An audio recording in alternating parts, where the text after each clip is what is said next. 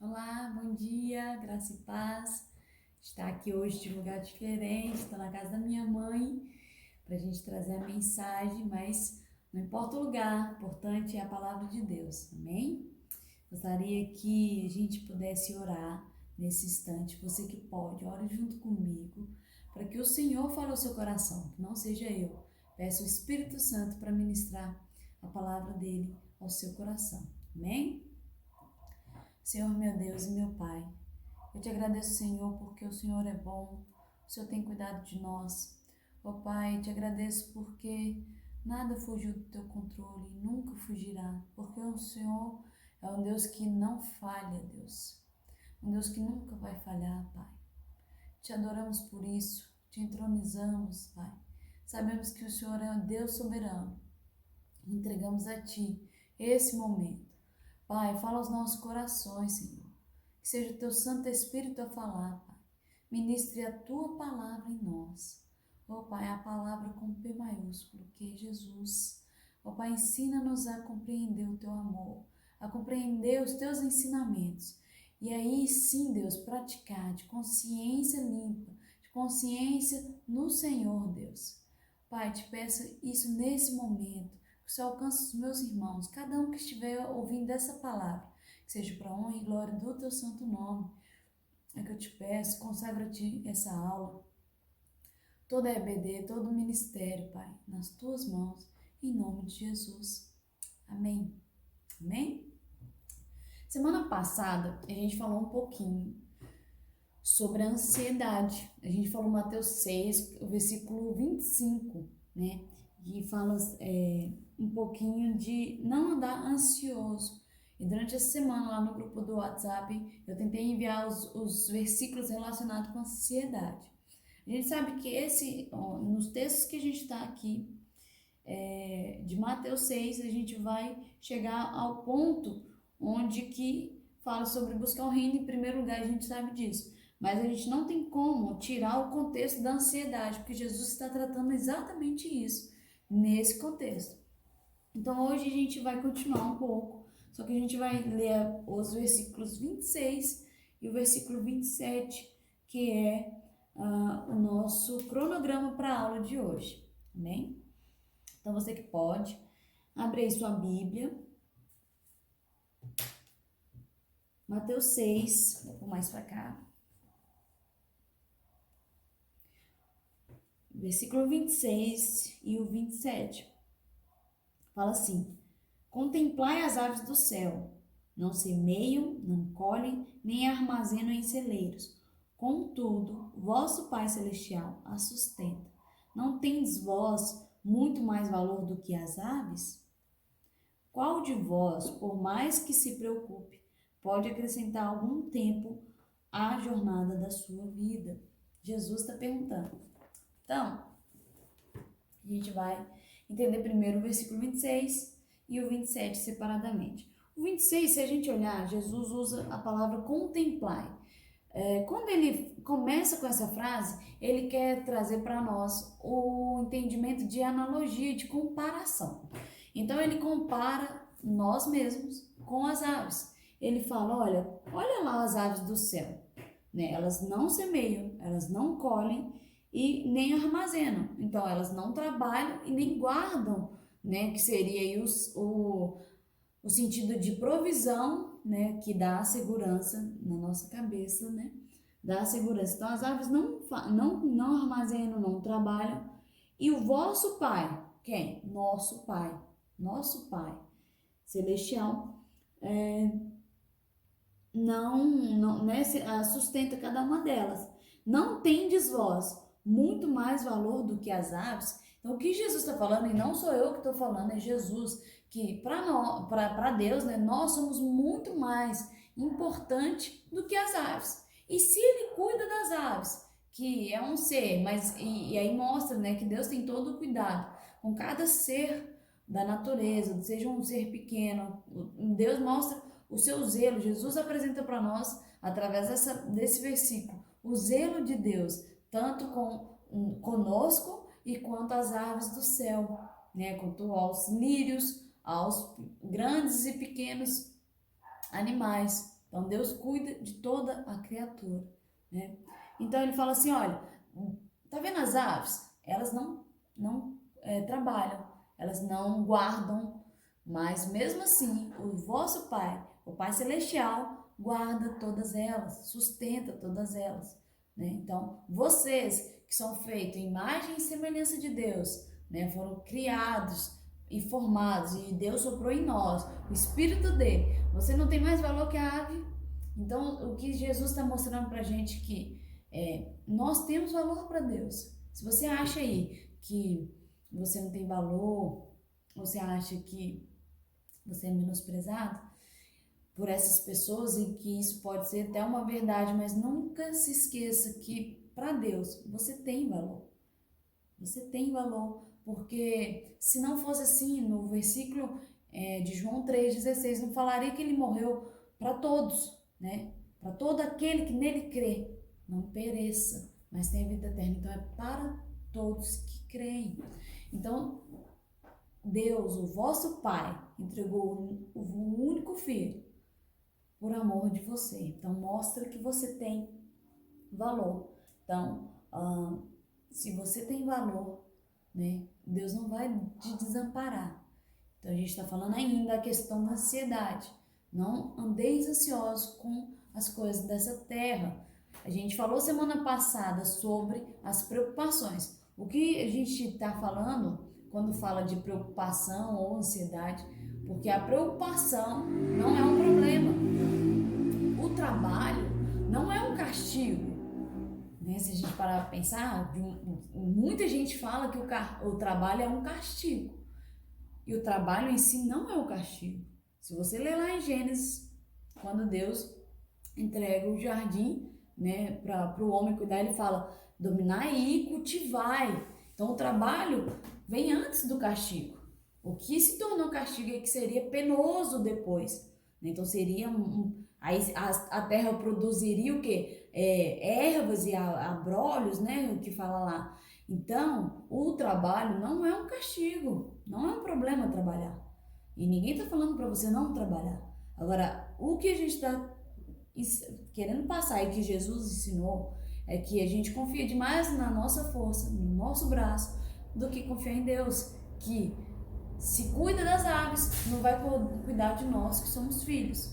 É esse o ponto. É isso que Jesus está falando aqui no verso 26. E no verso 27, ele é muito interessante.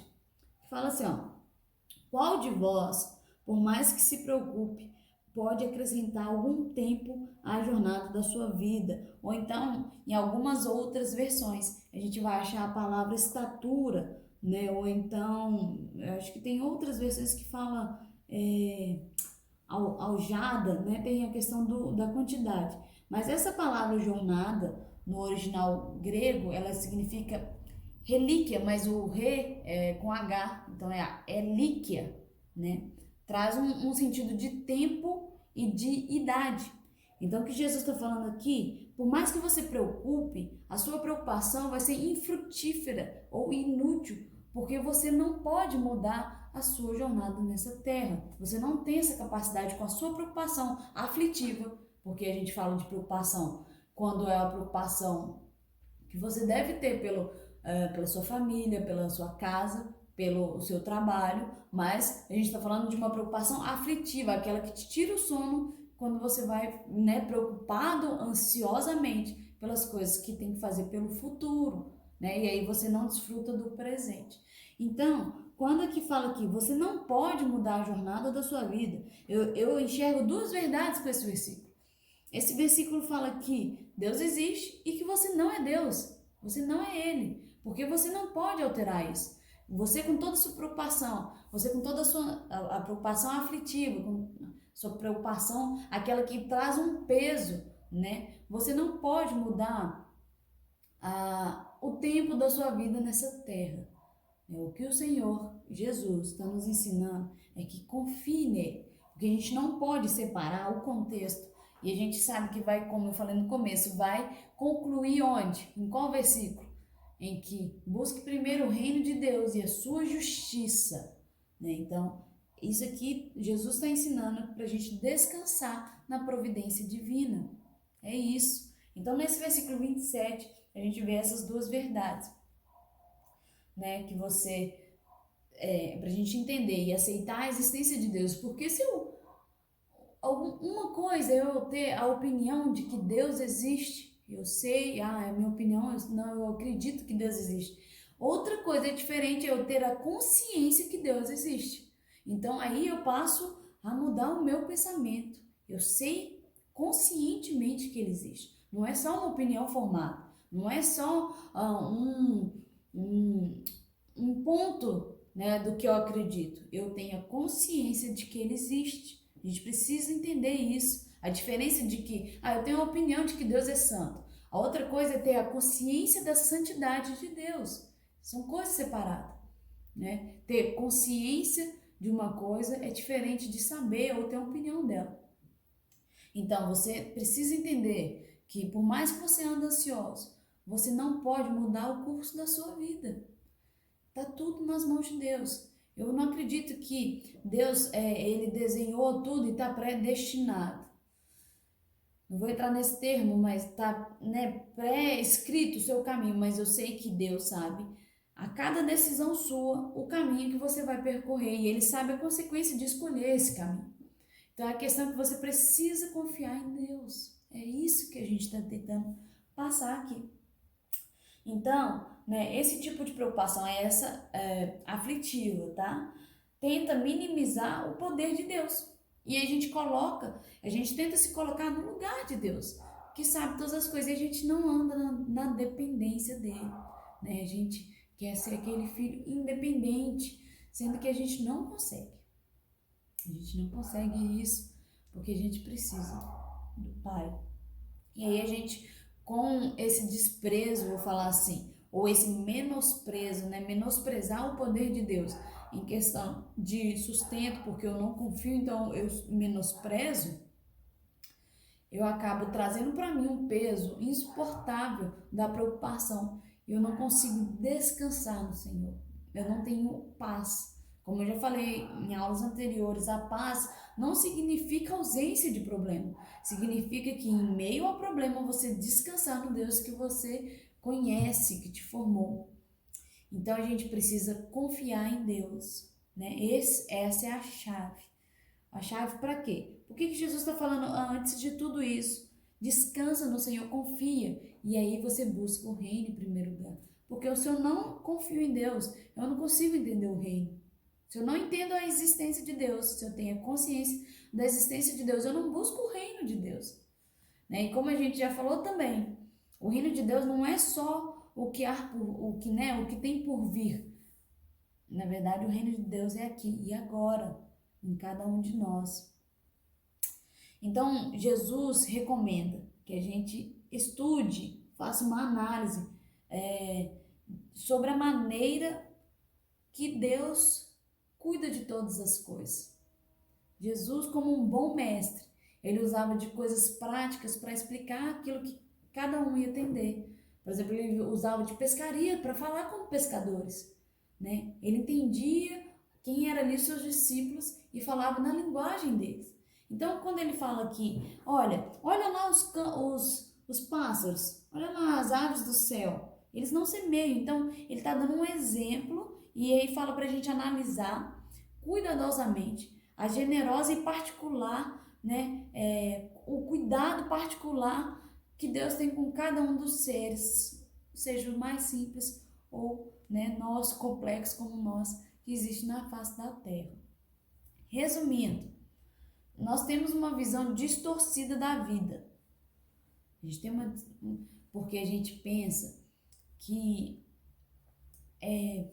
a vida vai durar, é uma vida eterna agora, né? Nesse tempo. E a gente não devia pensar assim. Quando eu entender que, na verdade, esse tempo aqui está aprendendo.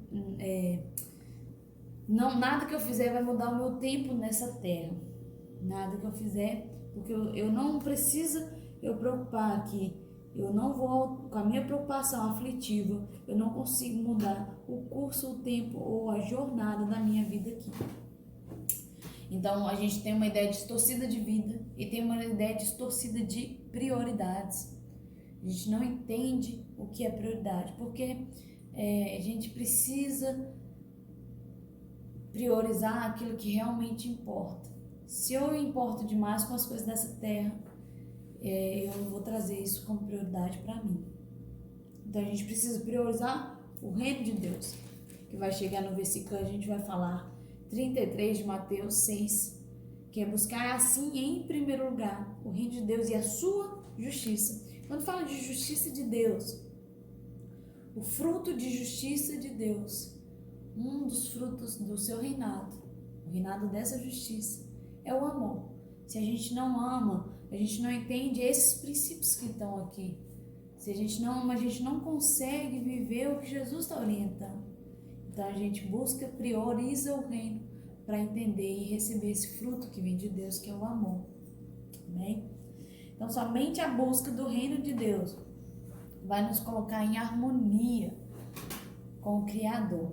E aí, assim, quando a gente está em harmonia, a gente alcança a paz, né? Então, aquela paz, aquela que mesmo em meio a dificuldades, a tribulações, você tem paz porque você confia no seu Deus. Confia no Deus soberano que Ele é. Então, quando a gente está em harmonia com o Criador, a gente alcança a paz, a gente alcança a justiça que eu citei e a gente alcança a real felicidade que somente Jesus. Não tem outro caminho, né? Jesus disse que Ele é o caminho, a verdade e a vida. Não tem outro caminho, né? Somente a busca pelo reino a gente consegue. Aí, para concluir, eu queria trazer uma ideia que Deus tem falado muito, pelo menos comigo, com esses assuntos. A gente tem a ideia de pensar que quando a gente fala buscar o reino ou descansar no Senhor,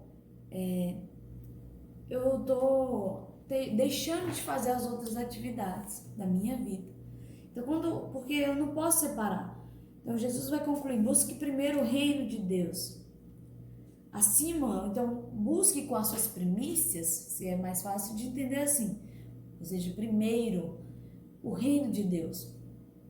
Quando fala de Caim e Abel, né, quando vai falar de primícias, por que Deus se agradou da oferta de Abel e não da de Caim? Porque no texto lá de Gênesis 4 vai falar que passado algum tempo Caim foi entregar, né, os seus frutos para o Senhor. Então provavelmente, né, bem certo que Caim não entregou o que era o primeiro. Ele não entregou ele tem que entregar, né? Ele não entregou. E Abel, ele entregou as primícias. O que eu entendo com isso? Porque a gente tende a entender que quando eu falo buscar em primeiro o reino de Deus, eu preciso só fazer as coisas da igreja. E Jesus, o reino de Deus não consiste apenas em igreja, na membresia, né? O buscar o reino de Deus não é só o ministério que você ocupa na sua igreja. Buscar o reino de Deus em primeiro lugar é em cada parte da sua vida. Se você trabalha fora, porque quem trabalha em casa trabalha demais, tá doido? Outro trabalho ingrato. Todo dia você faz a mesma coisa.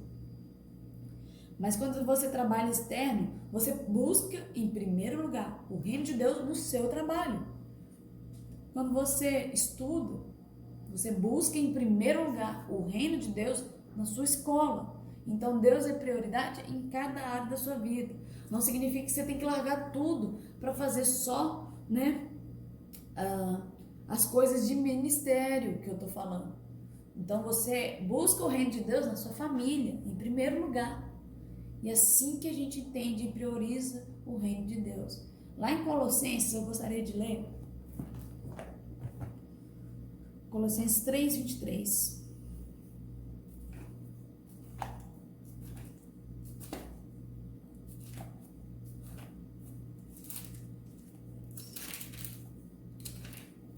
Colossenses capítulo 3.